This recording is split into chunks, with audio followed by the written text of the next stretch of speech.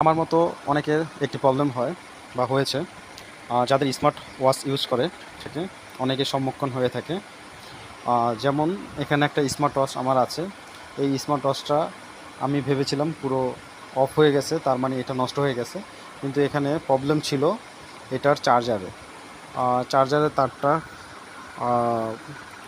আপনার যেই charging port আছে এই পোর্টের সাথে চার্জার তারটা ভালো মতো আর কি ফিক্সড হয় না, এবং ভিতরে থেকে কোনো কিছু মানে চার্জারের তারের সাথে একটু টান লাগলে ভিতর থেকে ছিঁড়ে গেছে।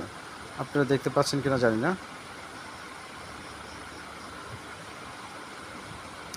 এই যে কালো তারটা উপরের দিকে আছে, এটা ছিঁড়ে গেছে। এখন এটা হয়তো আমি তাতাল দিয়ে লাগিয়ে নেব। আর এখানে এই চার্জারটা এই কারণে খারাপ হয়ে গেছে, নষ্ট হয়ে গেছে। এখন এটা ঠিক করার উপায় আছে। আর দ্বিতীয়ত হচ্ছে, আমার ঘড়িটা আমি ভেবেছিলাম স্মার্ট ওয়াচটা নষ্ট হয়ে গেছে, তার জন্য একটু টেনশনে ছিলাম, কিন্তু আলহামদুলিল্লাহ কোনো নষ্ট হয়নি, কারণ চার্জারের কেবলটায় প্রবলেম হয়েছে, ইনপুটটায়। সো এটা ঠিক করার জন্য তাতালের একটু তাতাল দিয়ে ঠিক করা সম্ভব। আর এটাকে এখন আপনারা দেখতে পারবেন আমি শুধু চার্জারের ইয়েটা ব্যবহার না করে এই প্লাস্টিকের আবরণটা ছাড়াই আমি চার্জ দিতে পারবো। এখানে একটা চুম্বকের মাধ্যমে এটা আটকে থাকে। এই যে দেখেন, এটা পড়ছে না, একটা চুম্বক, শুধু এটার সাথে একটা চুম্বক আছে, চুম্বকের সাথে এটা আটকে থাকে।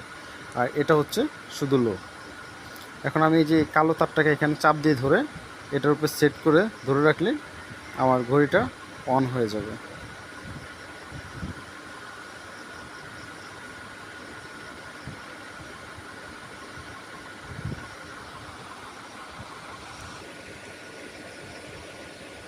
কালো তারটাকে আমি হাতের মাধ্যমে চাপ দিয়ে প্রেস করে ধরে রাখছি, এবং স্মার্ট টর্চটা উল্টালে দেখতে পারবেন চার্জ নিচ্ছে।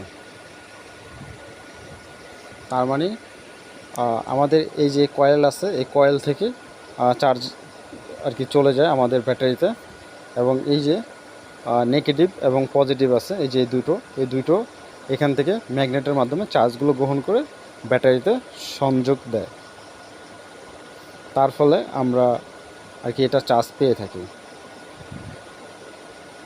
1 সেকেন্ড হয়ে যাবে।